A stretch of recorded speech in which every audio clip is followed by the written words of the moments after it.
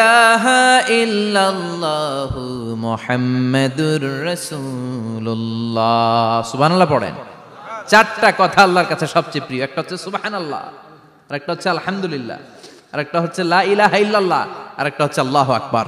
এই যে শুরুতে তিনটা তাকবীর দিছি, এই তাকবীরটা আল্লাহর প্রিয় কথা যে চারটা, এই চারটার মধ্যে একটা আছে না নাই? আওয়াজ করে পড়েন আল্লাহু আকবার। সবচেয়ে প্রিয় আল্লাহর কাছে এই চারটা কথা। লা ইয়াদুররুকা বিআইয়িহিন্না বাদাতা। বিশ্বনবী বললেন এই চারটার যেটা দিয়ে শুরু করতে মন চায় করো, কোনো সমস্যা নাই। সুবহানাল্লাহ পড়েন। এজন্য ফরজ নামাজের পরে এই তাসবিহগুলো পড়বেন। আব্দুল্লাহ ইবনে আমর ইবনে আস তিনি বর্ণনা করেন, আমি বিশ্বনবীকে আঙ্গুলের গিরা দিয়ে এই তাসবিহগুলো পড়তে দেখেছি। রাআইতুন নাবিয়্যা সাল্লাল্লাহু আলাইহি ওয়াসাল্লাম ইয়াকিদু তাসবিহা বিয়ামিনি। আমি বিশ্বনবীর ডান হাতের আঙ্গুলের গিরায় এই তাসবিহগুলোকে পড়তে দেখেছি। পড়তে রাজি আছেন? ডান হাত তোলেন, এই আঙ্গুলের করের মধ্যে এইভাবে রাখেন, এইভাবে রেখে নামাজের পরেই সুবহানাল্লাহ আলহামদুলিল্লাহ পড়তে রাজি আছেন? সুবহানাল্লাহ 33 বার, আলহামদুলিল্লাহ 33 বার, আল্লাহু আকবার 33 বার পড়তে রাজি আছেন সবাই? আল্লাহ তুমি কবুল করো। ফরজ সালাতের পরে আমরা মুনাজাত দেওয়ার জন্য পাগল হয়ে যাই। আসসালামু আলাইকুম ওয়া রাহমাতুল্লাহ, আসসালামু আলাইকুম ওয়া রাহমাতুল্লাহ, আমিন ইয়া আরহামার রাহিমিন। আসনা নাই? চান্দলাই মনে হয় নাই। কিন্তু বিশ্বনবী সালাম ফিরানোর পরে সর্বপ্রথম যে আওয়াজটা করতেন সেটা হচ্ছে আল্লাহু আকবার। এরপর 3 বার পড়তেন আস্তাগফিরুল্লাহ, আস্তাগফিরুল্লাহ, আস্তাগফিরুল্লাহ। এরপর আয়াতুল কুরসি একবার। কয়বার? মান ক্বারা আয়াতুল কুরসি দুবুরা কুল্লি সালাতিন মাকতুবা লাম ইয়ামনাহু মিন দুখুলিল জান্নাতি ইল্লাল মাউত। প্রত্যেক ফরজ সালাতের পরে যে একবার আয়াতুল কুরসি পড়ে তার জান্নাতে ঢোকার ক্ষেত্রে আর কোনো বাধা থাকে না, একটা জিনিস ছাড়া, সেটা হচ্ছে মরণ। লোকটা মরে না তাই জান্নাতে যায় না, মরলেই জান্নাতি। আল্লাহু আকবার। এরপরে 33 বার সুবহানাল্লাহ, 33 বার আলহামদুলিল্লাহ, 33 বার আল্লাহু আকবার। সবশেষে মিলাবেন লা ইলাহা ইল্লাল্লাহ ওয়াহদাহু লা শারীকা লা লাহুল মুলকু ওয়া লাহুল হামদু ওয়া হুয়া আলা কুল্লি শাইইন কাদির। এরপরে পড়তেন আল্লাহুম্মা আনতাস সালাম ওয়া মিনকাস সালাম তাবারাকতা ইয়া যাল জালালি ওয়াল ইকরাম। এরপরে পড়তেন আল্লাহুম্মা লা মানিআ লিমা আ'তাইতা ওয়ালা মু'তিয়া লিমা মানা'তা ওয়ালা ইয়ানফা'ু যাল জাদ্দি মিনকাল জাদ। এরপরে পড়তেন আল্লাহুম্মা ইন্না নাসআলুকাল হুদা ওয়াত তুকা ওয়াল আফাফা ওয়াল গিনা। এরপরে পড়তেন আল্লাহুম্মা আ'ইন্না আলা যিকরিকা ওয়া শুকরিকা ওয়া হুসনি ইবাদাতিক। সুবহানাল্লাহ পড়েন। কত তাসবিহ, কত দোয়া। আবার ফজরের সময় পড়তেন আল্লাহুম্মা বিকা আসবাহনা ওয়া বিকা আমসাইনা ওয়া বিকা নাহইয়া ওয়া বিকা নামুতু ওয়া ইলাইকান নুশুর। সুবহানাল্লাহ বলেন। এগুলো পড়ে না? আল্লাহুম্মা আমিন ইয়া আরহামার রাহিমিন। কত বড় ডাকাত। ফরজ সালাতের পরে তাসবিহগুলো পড়বেন। কথা বলেন, পড়তে রাজি আছেন সবাই? আর তাসবিহ শেষ হলে দোয়া করেন, সমস্যা নাই। দোয়া করতে হবে কার কাছে? বিশ্বনবী বললেন না, দোয়া মুখুল ইবাদা। দোয়া হলো ইবাদতের নির্যাস। যার দোয়া নাই ওর কিচ্ছু নাই। দোয়া করেন নাই তো নামাজে কাজ হবে না, দোয়া করেন নাই রোজায় কাজ হবে না। কথা কোন? আর দোয়া মুখুল ইবাদা। দোয়া হচ্ছে ইবাদতের নির্যাস। আবার তিরমিজির বর্ণনায় বললেন আর দোয়া হুয়াল ইবাদা। দোয়াটাই নাকি ইবাদত।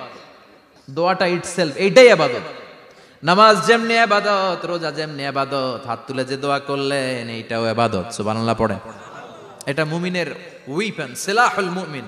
সাপ্লিকেশন, দোয়ার ইংরেজিতে বলে সাপ্লিকেশন। সাপ্লিকেশন is the weapon of believers. এটা বিশ্বাসীদের অস্ত্র। সবকিছুর কারামতি যেখানে শেষ, দোয়ার কারামতি ওইখানে। এরকম অনেক শুনবেন ক্যান্সারে আক্রান্ত, দুরারোগ্য ব্যাধি, বাংলাদেশের চিকিৎসা শেষ, ইন্ডিয়া গেছে, কয় বাঁচবো 3 মাস। কয় মাস? এরপরে 7 বছর বাইসা ছিল। কেমনে বাঁচলো? কেমনে?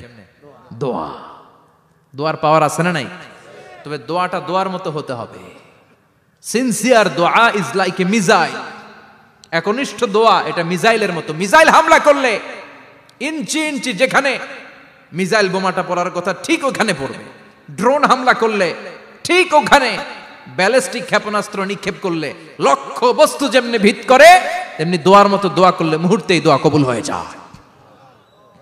আমরা দোয়ার মতো দোয়া করতে জানি না। কেমন করে দোয়া করতে হয় আমাদের জানা নাই, এজন্য দোয়াও কবুল হয় না। চিল্লা এখন ঠিক কিনা? কিন্তু আল্লাহ ওয়াদা দিয়েছেন উজিবু দাওয়াতাদ দাঈ ইযা।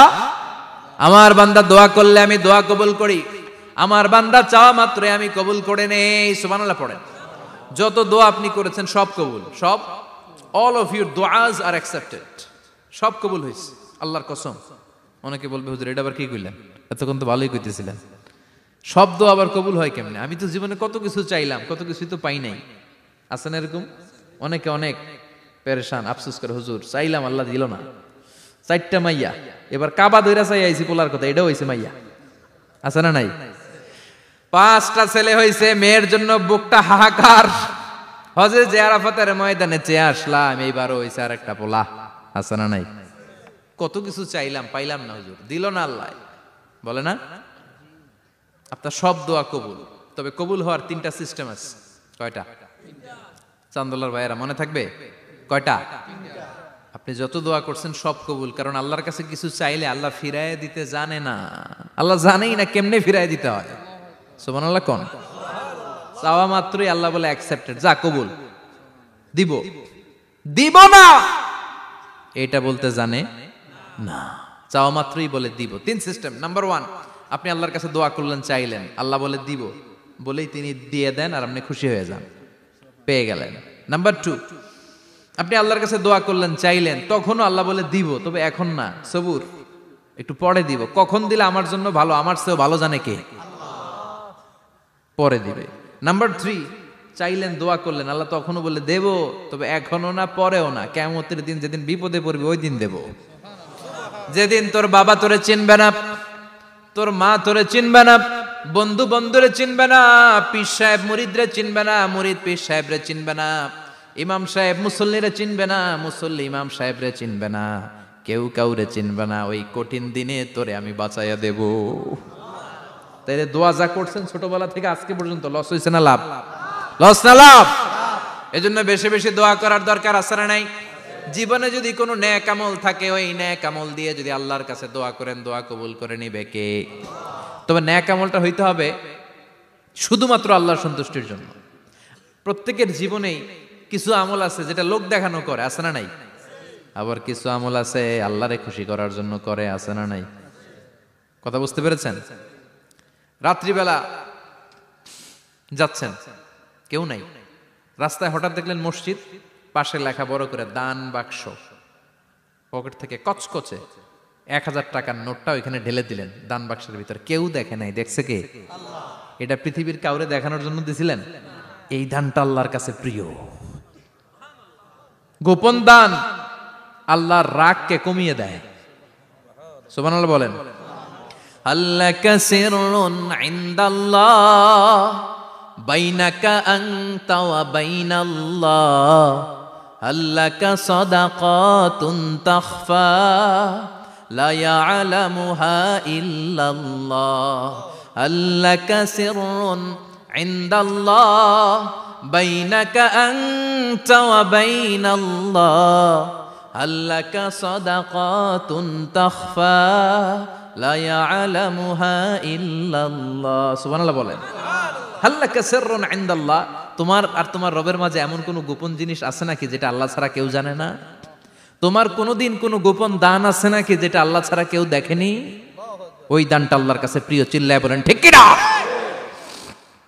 এরকম কোন গোপন আমল দিয়ে যদি আপনি আল্লাহর কাছে ওসিলা করে দোয়া করেন, আল্লাহ ওই কঠিন বিপদের দিনে এই আমলটা করছিলাম শুধু তোমারে দেখানোর জন্য, এর ওসিলায় বাঁচাও, বাঁচাবে কে?